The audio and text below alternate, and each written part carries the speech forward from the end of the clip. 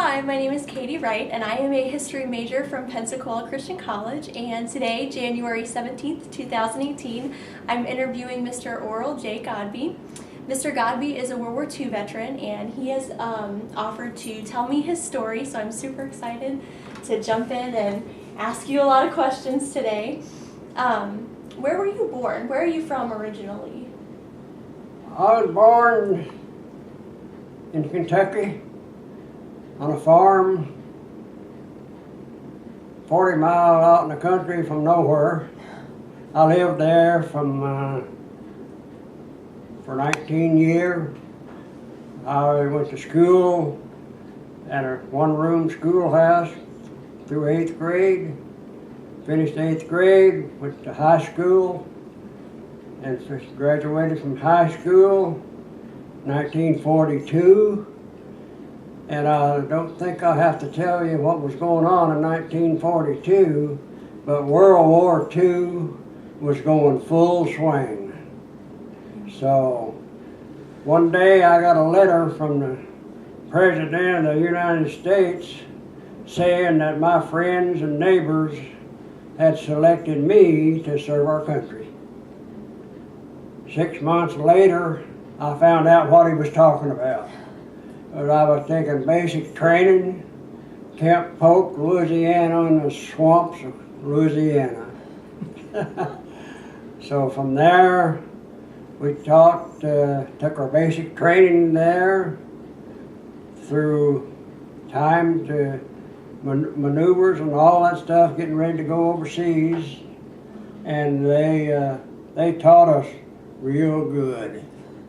And we were taught, the guy asked me the other day, was you taught to kill? I said, I was taught to protect myself and pursue my enemies. So that we did. And 1944, they sent all of the privates and PFCs to England to get ready for the D-Day invasion.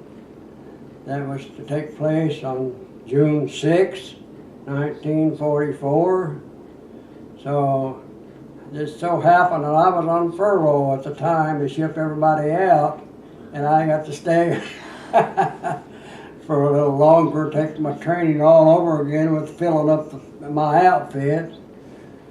And we went overseas in 1944, November. We landed in England.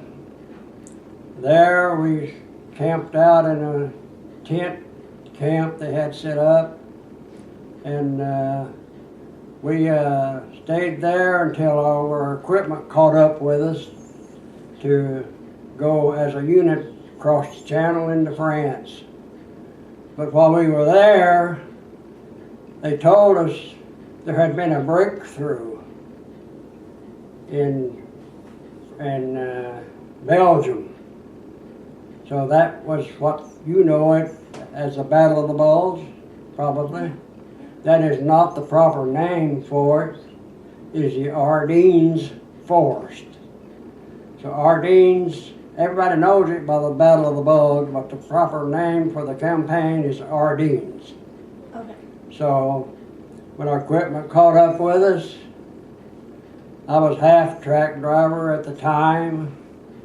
So we loaded all of our equipment on our LST, across the English Channel. I drove a half-track off of a LST on Utah Beach. So from there, we go up coast away and pick up our troops. And nobody told us where we were going, but we knew. We knew that since the breakthrough had happened, where we were going. So I drove a half-track all day and all night. Next morning, we were in the combat zone of the Battle of the Bulge. So from there, my outfit stayed in reserve. Our task force was split up, their division split in 3 task forces. Mine was the 58th Infantry, They had the 49th Infantry and the 7th Infantry. So General George Patton, we were under him for some time at the end of the Battle of the Bulge toward that. So he put one of our task forces on the line. My task force is behind them. Why they never called us in, I don't know, but they got caught in a pocket of trap, in other words, surrounded. Took a lot of casualties, people killed, wounded, prisoners. Took our prisoners out and shot them. Took the clothes off of them, put them on themselves. Come back through the lines just as though they was an American soldier. But when an American soldier's going the wrong way in a battle, there's something wrong. So it didn't take long to figure that out, so they got rid of them.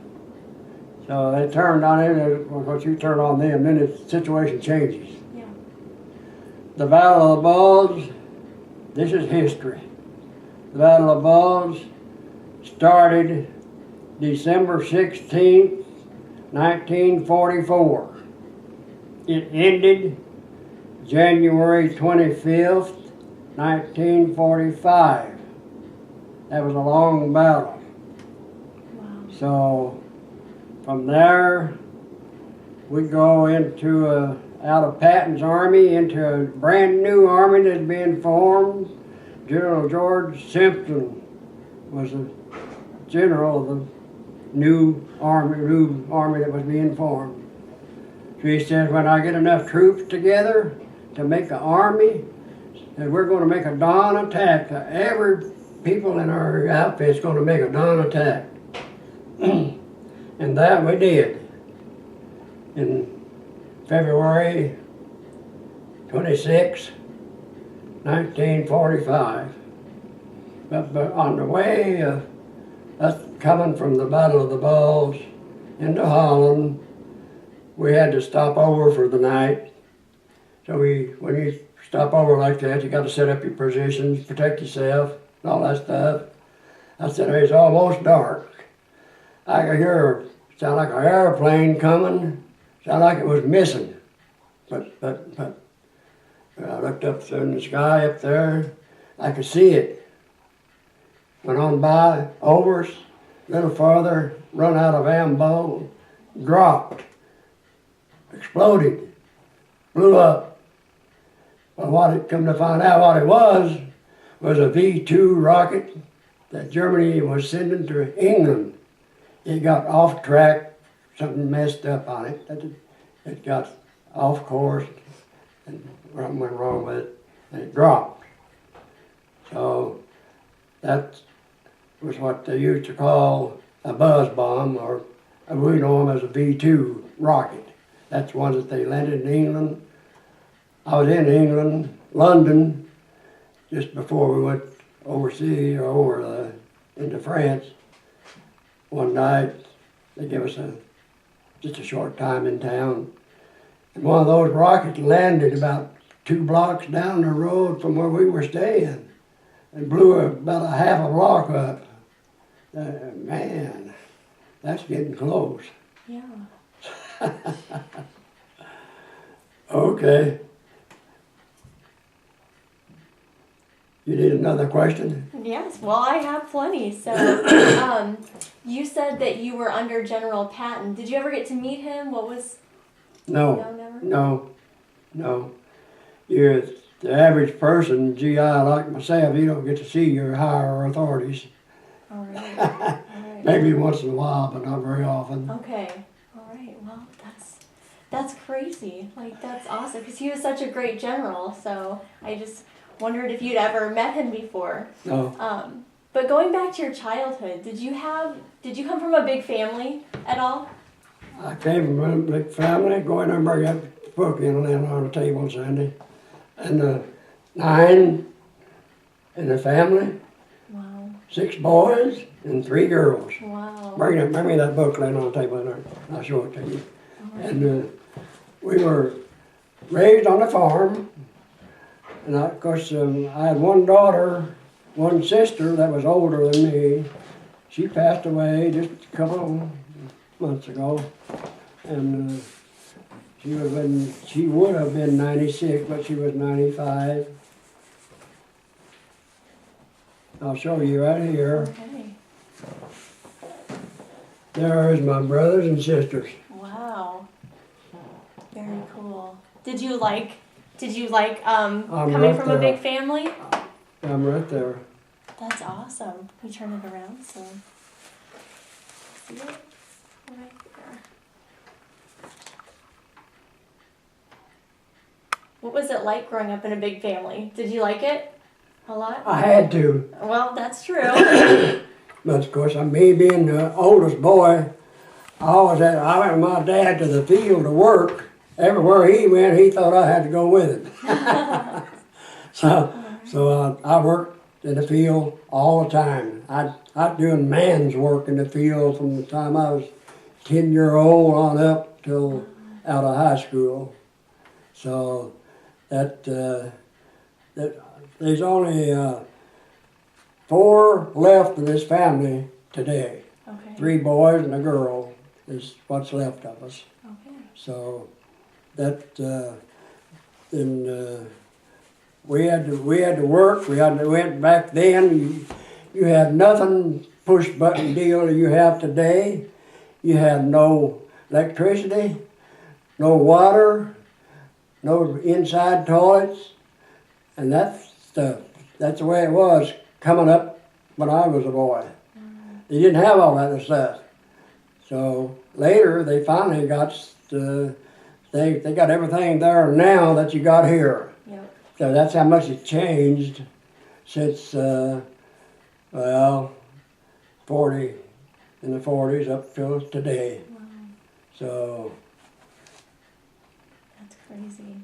but that's the way that I raised on the farm. We had to work. All the kids, when they got big enough to work, we had to go to the field to work. Like in the summertime, we grew corn and wheat and that sort of thing. But we lived off the land. In other words, you take the corn to a mill and they'll grind it up in meal. We have cornmeal to make you cornbread, and the wheat. Take that to a mill. They grind it up and make flour from that wheat, and we bring that home, and then we have cornbread and biscuits. Hey, that sounds good. Very good. Very good. So when you got the letter that you were going to be drafted, essentially, what did you think? Like, what was going through your mind when you got that letter? Well, I guess I think, why me? Yeah. One thing, but I knew that what was going to happen after I graduated from high school anyway. I was at the age I was 18, and you had to sign up for the draft. The draft included everybody from 35-year-old down to 18. So when it come time for me to sign up, like I said, and went in, I was 19 when I went to Camp Polk, Louisiana, where we took our training, our basic training.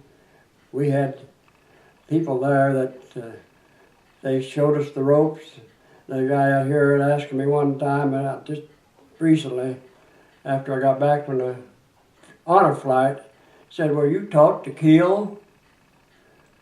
I said, "I was taught to do that and take care of myself and pursue my enemy." I said, "Well, this is war. What are you supposed to do when there's a war?" This was World War II. We were surrounded on all sides of this country during World War II, and from the Pacific side to the Europe. And then was a rough time going. When at the end of when the war ended, there was 16 million service people in uniform. So that's how many men that we had in uniform, and during the process of taking care of that many people, they told us one time, says, "Of all these 16 million, there was only 1 million that was taught to kill, and that was the infantry.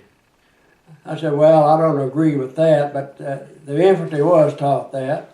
I was taught hand-to-hand combat, house-to-house combat, and everything in between. And I know how yet. I remember a lot of things. I could still do a few things, but not too many. I'm not as young as I used to be. So. So tell me about your time in Louisiana. How was that at your training camp? Did you like Louisiana at all, as far as like where you were stationed? Well, I never did like Louisiana too well, because I guess because of the Army, the federal government owned all that land, you know, that the camp was, and we had to, that's where we took our training. Mm-hmm. We go out there and you do your real thing there, just as though it was real. I go out there, I've dug enough foxholes in the swamps of Louisiana to put an army in. So, but that was part of our learning process. But then, I don't know, once in a while, every Sunday, there was some restaurant that had chicken dinner on Sunday, every Sunday. Mm-hmm. So, well, me and my buddy, we'd go down to that restaurant on Sunday. We waited till after everyone else had got through. We started like at 10 o'clock, and we waited till about 1 or 2 o'clock before we go in, where everybody cleared out a little bit to get a chicken dinner. All right. That we did. Okay. That's one good thing about it, but the rest of it, of course, when you're in training to do what we did, it's rough anywhere you're at, no matter where. You probably wouldn't like it because of it. Mm-hmm. Were you trained on anything specific? I heard you were a really good shooter. Were you trained? Did you go through a lot of that? Yeah. We were trained with our guns. Our personal weapon was an M1 rifle. I don't know if you've ever heard of that or not, but that was a rifle. That was standard equipment for the Army. And we'd go out on a range, firing range, to do your thing. See how they taught you how to shoot, where to shoot, and when. But I was sharpshooter with an M1 rifle. That's 2 points down from excellent. So I thought that was pretty good. That's really good. That's a very good thing. When you were done with your training camp and you said you went to England, what were kind of your thoughts there as far as making that journey to another place, like a whole nother place on the map? You know, when they started shipping us out, we got from Camp Polk to Camp Kilmer, New Jersey. That's just a short distance from New York. Okay. So I got to go into town, New York, one night. Me and my buddy, we rode the bus in, got into the bus station. We would look outside the bus station, look up the alley. That don't look good to me. So we didn't stay long. But you know, then you come back, you're in New York. I don't know anything about New York except I didn't like what I seen. But they give us our equipment that we was going to use to go overseas. To board the ship. That's where we was on our way from Camp Polk to overseas. So we stopped at New York, and New York Harbor, we get on a boat, flat bottom boat. They take us over to another station for the boarded ship. The ship so big it couldn't come in close to shore. You have to stay out of the way, so they have to ferry you out to the ship.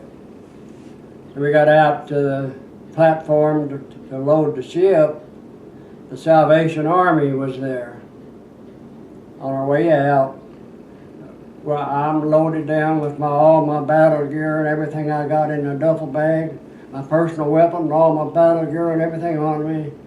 The Salvation Army gave us a little bag. It had some articles, and it had a New Testament in it with a metal cover. So going out there, we put all our stuff together, walk out from that ferry on a ramp to the steps of a great big English ship, transport ship to ferry us overseas. I was walking up those steps with everything I got on, looking out through there, and I says, why do I have to do this? I never felt so alone and everything in all my life to have to board that ship. I knew we knew where we were going, all that stuff. We landed in England, Kidsworth, England. As I said earlier, we caught up with our equipment caught up with us, and we got into the tail end of the Battle of the Bulge. When the Battle of the Bulge was over, we went to Holland, and as I said about the B-2 rocket, that was February 5th, 1945. And the reason that I know it's February 5th, because I had wrote my dad and my mom a letter at the same time. And my brother, Rick, he's got a copy of that letter that my dad had when he passed away, and my brother gave it to me. And I said, well, that letter was written in 1945, that's where I'm telling you. And he's got it. He's got a copy of it. It's framed. Did you witness any combat over there and see a lot of things? Yeah. Did you have any near-death experiences or anything like that, or things that you were just had to take a step back and? Well, I've had a lot of near misses. I've seen when you make an attack on a village, they know where you are, they know you're coming, and they'll shell you. With that German 88, I don't know if you ever heard of that gun or not. That was a mean gun. It's the worst gun, or best gun that they had. They would do anything, from aircraft, use it a lot for artillery. And artillery, you're going in on these, you're making a combat patrol or combat mission. They'll send you out, and on the way in, they know you're coming, and they'll start throwing those shells toward you, at you. 88, you could hear that thing, you could hear that shell whistle. It'd make a whistling noise coming over. You could hear it coming. Now, which if it's kind of weak, you're okay. But if it gets kind of loud, you better hug Mother Nature right quick. I've done a lot of that. Now, one time that you went in there with on the Roar River Valley, a dawn attack, and then I was in the right in the middle. There's the shells coming in from dozens of them, artillery and mortar rounds. The mortar is another type of artillery that explodes. You can't hear it coming as quick, but you can hear it, but it's too late. Most of the time, you better hope you're all the way. So when that comes in, in that bull, in that attack, and I heard this 88 come over, and I said, man, that sounds clouds. So I hugged the dirt right quick. It exploded. I looked back to move up and go on. Here comes a piece of shrapnel about the size of my fist, straight at me.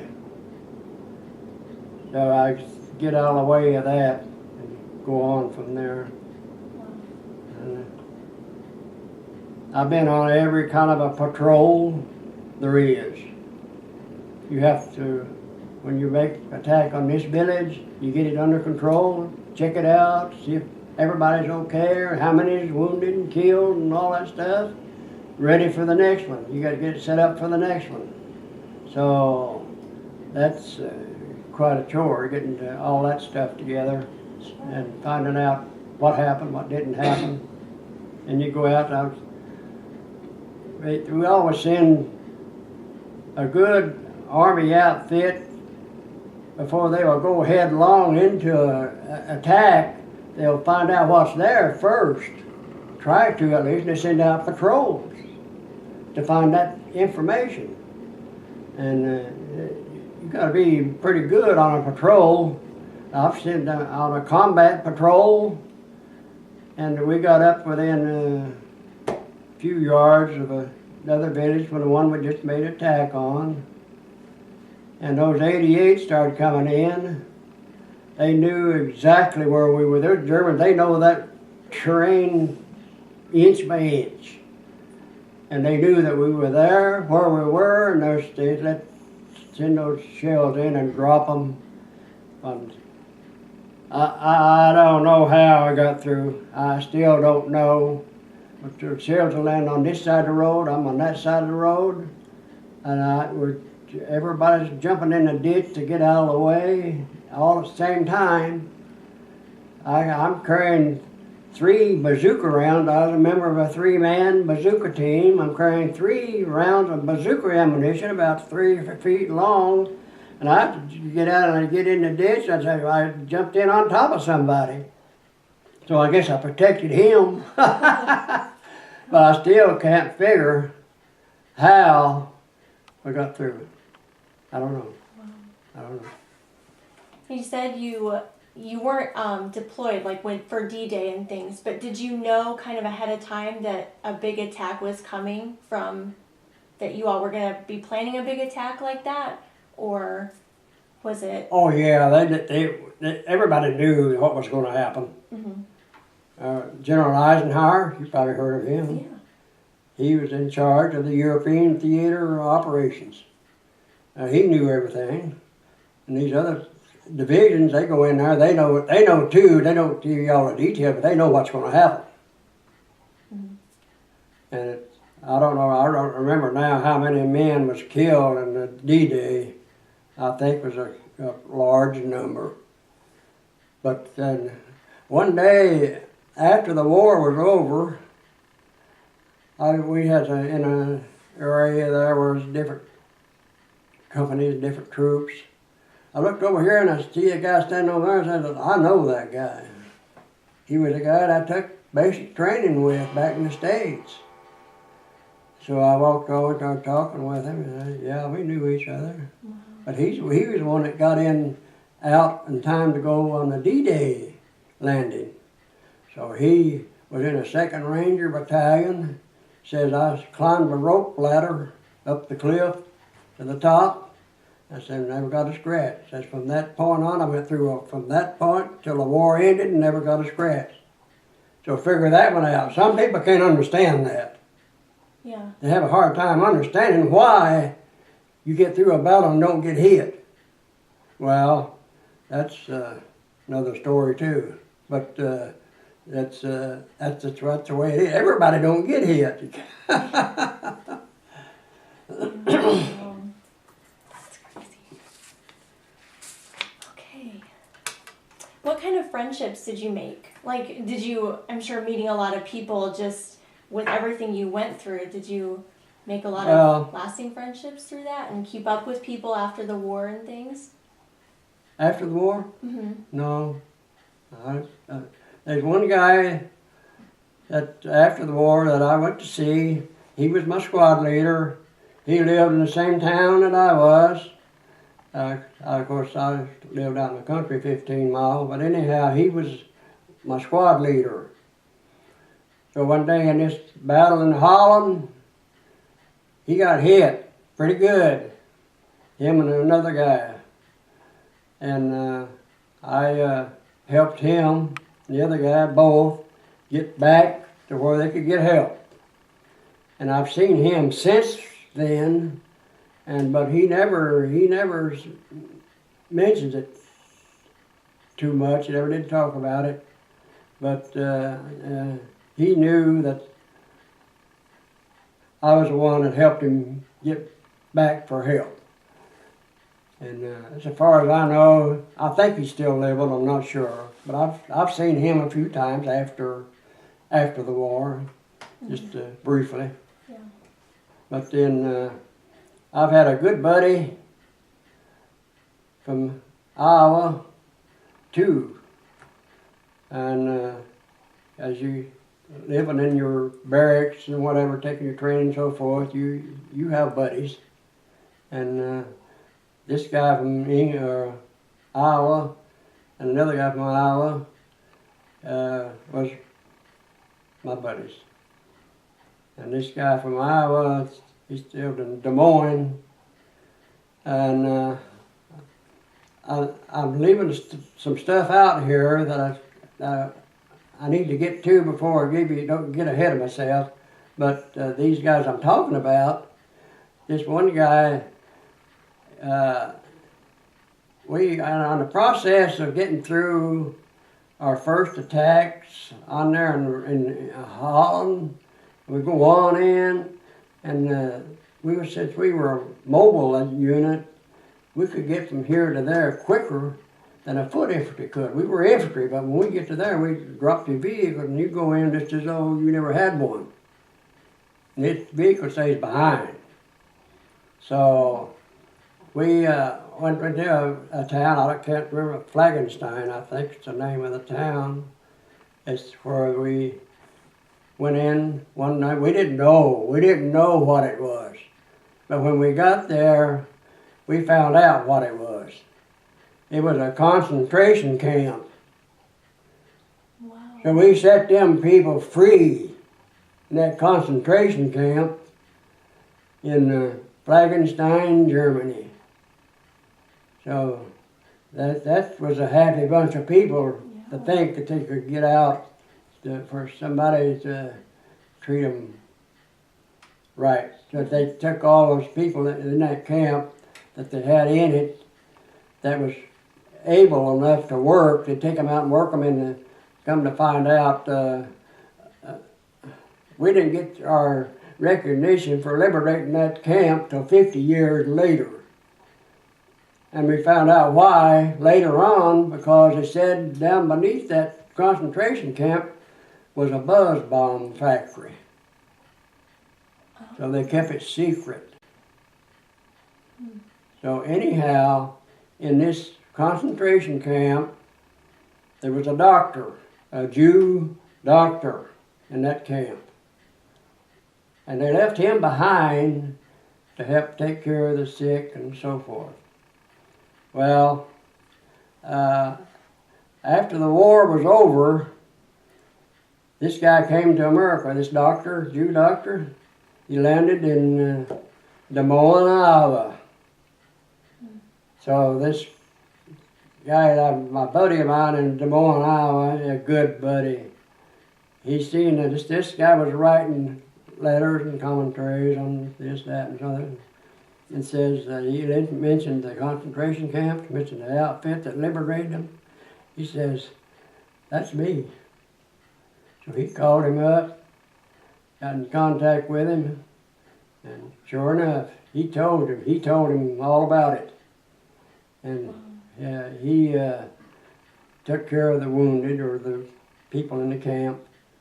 And they said he took him with him on his speaking engagement sometimes. So that guy's my hero. Wow. So,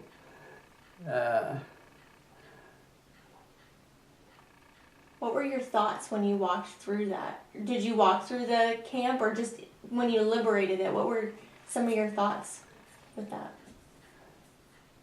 I just thought, well, how can this be? My buddy over there, he's had a better picture of it than I did, because when he got in there, the war's not over yet. So I had to go out on guard duty, and he got to see more than I did. He said he seen bodies stacked up head high in there that when they get to where they don't eat, you die. Get hungry, you didn't die. And the ones that wasn't fit to work, couldn't work any longer, they take them out and shoot them. So this is one of the things that I didn't get to see that part, but I seen the front end of it. Mm-hmm.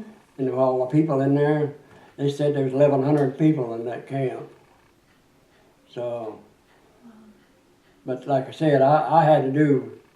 Somebody's got to protect somebody.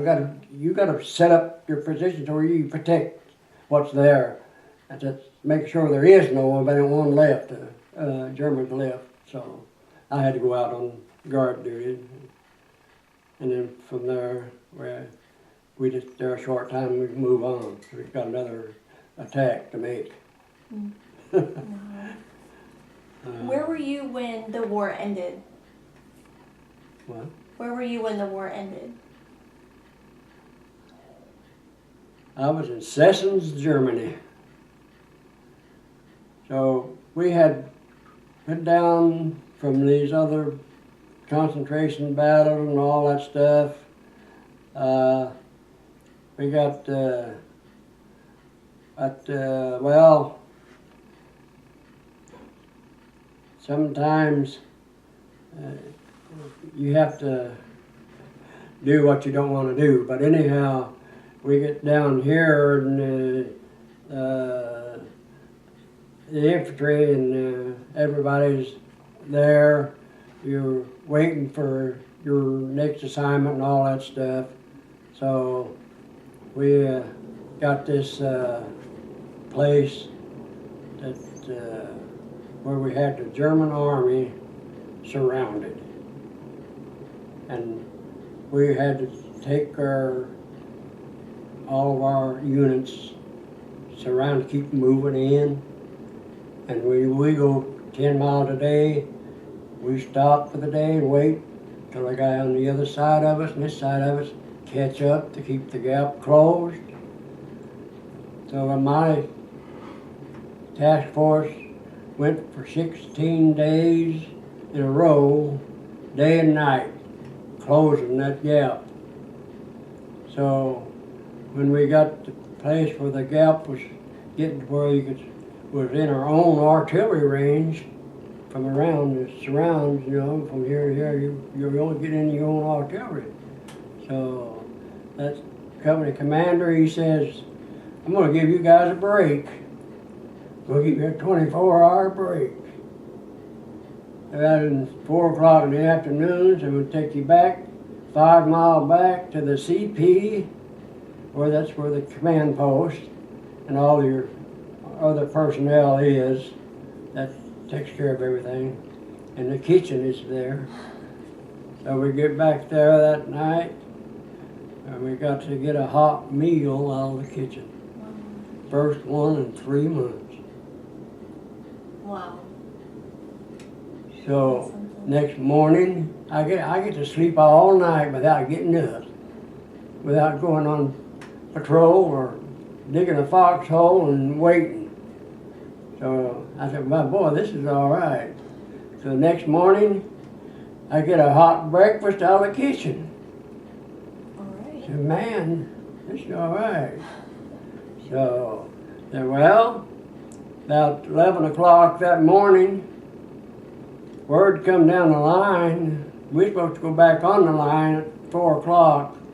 Word come down the line, the German army had surrendered. I reached down and pinched myself. Is this true? Am I still here? You mean I'm in one piece and I'm get to go home?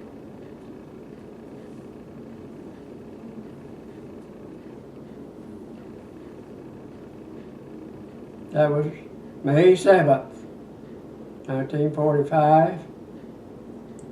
The war ended officially May 8th, 1945. So that was at Sessens, Germany. How you remember all these things? The reason I remember them, I was there. So there, of course, the war is over. You got to start sending people home. Of course, all the other people get to go ahead of me. I'm on the tail end. About I think it was December, I get to head for Le Havre, France, to catch a ship for the USA. What was it like coming back home? What was it like for you? It's hard to believe. Yeah. You know, it's is it over? Did you ever think you'd see the States again?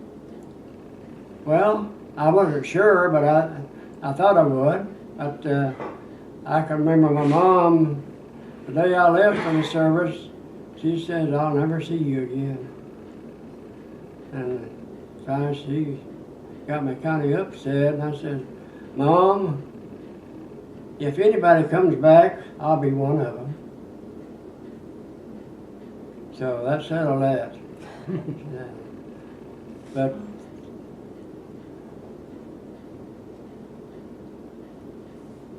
did you go straight back to Kentucky, like right away when you came back home? yeah. Like I said, it's hard to believe that you're a free man. So I had, when I came home, I never went outside the house for the first week. So I said, man, I still having trouble believing that it was true. Yeah. So, I bet your family was really excited to see you coming back home. But it was, and then on our way home from overseas, we caught the ship there in Le Havre, France, heading for New York on a USS Webster. So we crossed the Atlantic Ocean and out ways. Took 14 days to get home from Le Havre to New York. And on the way in, it's nighttime, I get to go up on the deck and I look out there and all of a sudden I see a light way over there. I said, that ain't on no ship. That's on land. And we're getting close. So the further we went, the brighter the lights and more of them. So the light, the ship goes on up to come around, it makes a right turn here, it comes into way up high, great big sign, way up high, all lit up with a spotlight on it, says, "Welcome home." We go by that one, ship makes a left turn into New York Harbor. Way up high on the left side, way up high, lit up, was a Statue of Liberty. Bet you were glad to see that. Said, well, there's been a lot of combat guys went by these two signs that never shed a tear in combat. And when you go by these two signs, it does something down here behind that fifth grill.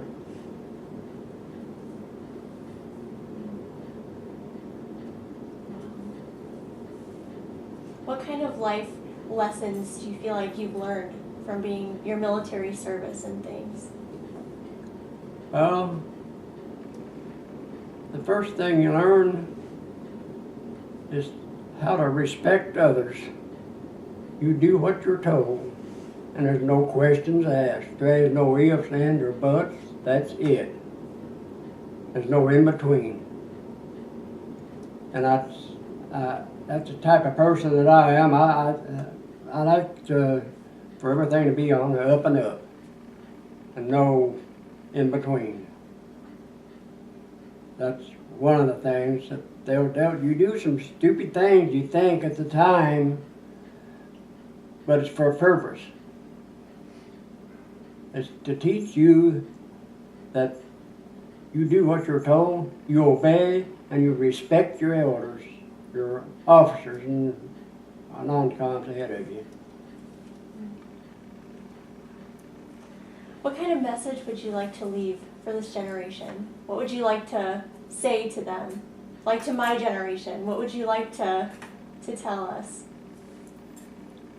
Well, here is one thing I'd like for all of you to remember.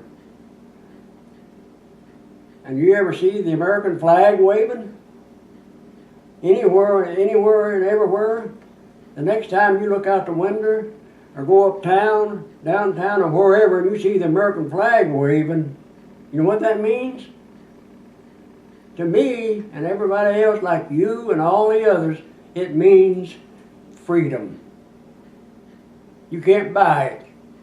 That flag was paid for through the lives of thousands of service people, thousands wounded, thousands prisoners. That's the price of that flag. Remember that if you don't remember nothing else. It means freedom. You have the freedom to go and do and say what you think and attend the church of your choice with no one bothering you, right? So the next time you look around about you and see the things that you have and enjoy, think of it. All we want is a plain, simple thank you and a little respect. That's a good message. And I see you have a lot of medals over here. Could you explain them to me, like what they're for and where you got them from or how you got them? The first one here, that's my division. That's the 8th Armored Division. That's what that 8 is. Okay. That's what that means. You see a tank in there somewhere. Mm-hmm. Yeah. That means that's armored. That's armor. All right. That is the 8th Armored Division. They don't say the 58th Infantry, but I was in the 58th Infantry in that division. Okay. Okay? And you come on down right here. That's a good conduct medal. If you're good, you get that medal. Well, there you go. Then the next one over is American Theater of Operations. Okay? Mm-hmm. The next one over there, you see, that's a European Theater of Operations. All right. And if you look real close, you'll see 3 stars on it. You see those 3 bronze stars on Yep. there? Each one of those stars represents a major battle. A major battle takes in a lot of territory and time. And there was 3, I was in 3 of them. Okay. So the Battle of the Bulge or Ardennes, Rhineland, and Central Europe.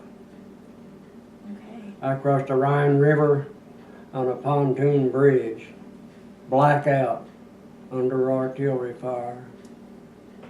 So that's what that one is. This one over here is a Bronze Star. And if you see that one Bronze Star I showed you over there, you looked on the back of it, you saw what it represents, what it said. That's what that is. Okay. Very cool. And this, I missed one here, right here. Did you see that one? Mm-hmm. The rifle? Yeah. That's a combat infantryman's badge. That gives me $10 a month raise. Oh, wow. But that's a combat infantryman's badge, and to get that badge, you have to have been under enemy small arms fire. Okay. That means a machine gun or a rifle. Okay? Wow. Then, of course, these are all that go with it down there. And then this is a sharpshooter's rifle badge. Wow. And over here, this is a driver's badge. That's very cool. That's like really neat. Well, thank you for your service. You're welcome. Is there anything else you'd like to add that I maybe didn't get to, or that you'd just like to? I was a member of as I told you earlier, a 3-man Bazooka Team. Yeah. A Bazooka Team, it's capable of eliminating a tank. You can't penetrate the armor, and I was a 57 millimeter anti-tank gunner, and that gun would not penetrate a German tank, and neither would the bazooka. But anyhow, you got to get it at the proper place at the right time. You put it out of commission. And if you go down the courthouse lawn up here, I don't know if you've ever been through downtown, look on the front courthouse lawn on the court that facing Court Street, you will see 2 guns there. They are 57 millimeter anti-tank guns. I was gunner on one of them for 3 years. Wow. And the Bazooka Team, we made an attack on a village, and a tank sitting up there in the barnyard had knocked out one of our tanks, had the roadway blocked. You had to work your way around to get around that tank. Get in there and cross that tank, and they start shelling you. The artillery coming in crazy. So when that shelling lit up, they said there was 3-man Bazooka Team. I was an ammunition barrier, and it said go and eliminate that tank. So the bazooka gunner and the assistant gunner that helps him with the bazooka, he gets that German tank in the rear end, where there's not much armor, just a small wire mesh. But that's where you gotta go to put it out of commission. If you get it there, you can put it out of commission. Or if you hit the turret where the turret turns, if you can get around in that crack, you'll put it out of commission. That gun can't go nowhere then. But most of the time, I've seen where our American tank had got in battle with a German tank, and the artillery shells from that gunner was laying on the ground, just bounced off the tank. But the American tank is faster than the German tank. The American tank could outmaneuver him. So he gets close enough, he can drop a hand grenade down the hatch, and you put him out of commission. Wow. So that's that's the story on the bazooka. I forgot about it, about the bazooka That's really tank. Cool. That's very neat. You've done a lot. That's really. I don't owe the federal government a dime. Anything I can get from them, I'll take it. There you go. Yeah. Well, thank you again for your service. I don't think anyone can say that enough. Well, that's some people. This is the first time I've ever done it too. So just let it out, so to speak, or whatever you want to call it. And I like I said, just remember the American flag.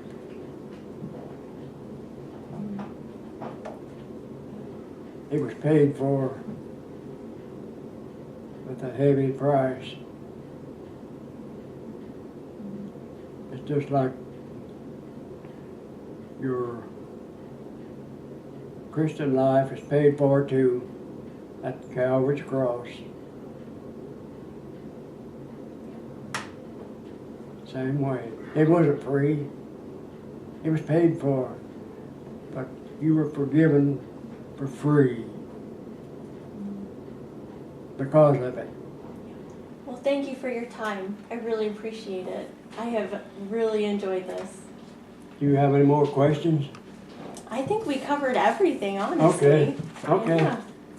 Okay, well, I don't know, I just hope that you understand my end of this. Mm-hmm. I mean, World War II veterans are a group of people, we understand each other. Mm-hmm. We know what the other one's thinking just about.